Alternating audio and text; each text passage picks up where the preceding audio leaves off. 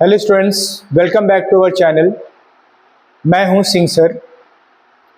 आज हम एक नए टॉपिक पर बात करेंगे और टॉपिक है लॉजिक।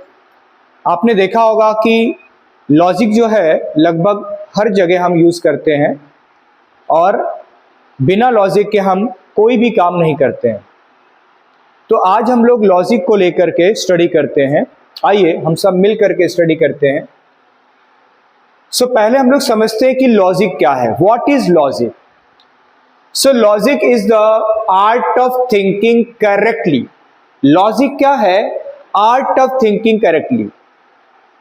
एक ऐसा आर्ट है जहां पे आप करेक्टली सोचते हैं, जहां पर आप करेक्टली चीजों को समझते हैं and drawing the right conclusion from given facts.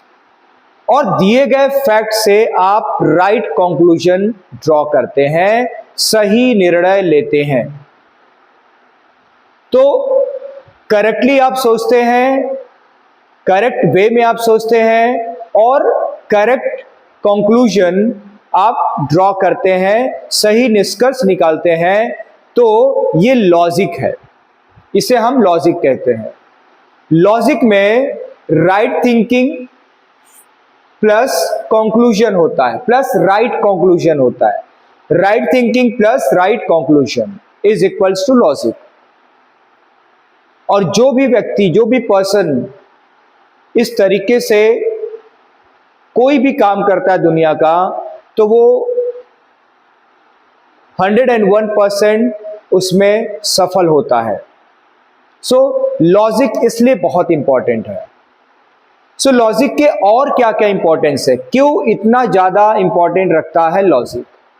सबसे पहले देखो, help in making correct decision. Logic को यूज करके हम करेक्ट डिसीजन ले पाते हैं।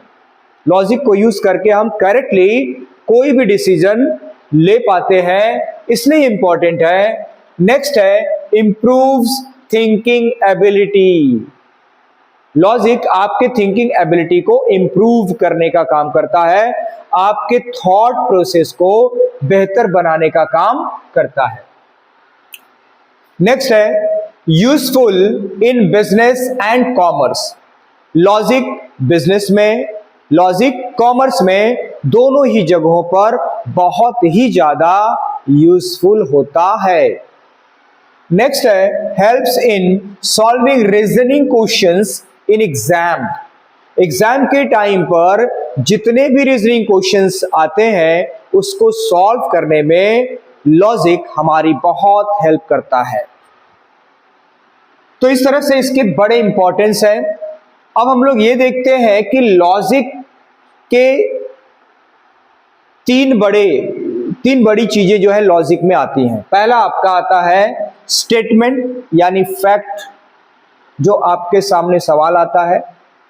रीजनिंग यानी थिंकिंग प्रोसेस, आप उस फैक्ट को जानकर किस तरह से सोचना शुरू करते हैं, ये आपका रीजनिंग में आ जाता है। और कंक्लूजन, फाइनल डिसीजन आप क्या लेते हैं उस फैक्ट को राइट वे में समझने के बाद, और आपका लास्ट जो फैसला है, जो आखिरी फाइनल आंसर है, वो आप क्या निकालते हैं। इस तरीके से लॉजिक में ये तीन मेन चीजें हैं, जहां पर स्टेटमेंट है, रीजनिंग है और कंक्लूजन है। तो इस तरीके से लॉजिक के तीन पार्ट आ जाते हैं। अब हम लोग देखते हैं कुछ एग्जाम्पल इसका, कि जैसे कि ऑल ह्यूमंस आर मॉर्टल। अब यहां पे क्या बोला है कि ऑल ह्यूमंस आर मॉर्टल, सभी मानव नश्वर हैं। आगे बोला है राहुल इज अ ह्यूमन, और राहुल क्या है? ह्यूमन है, राहुल मानव है।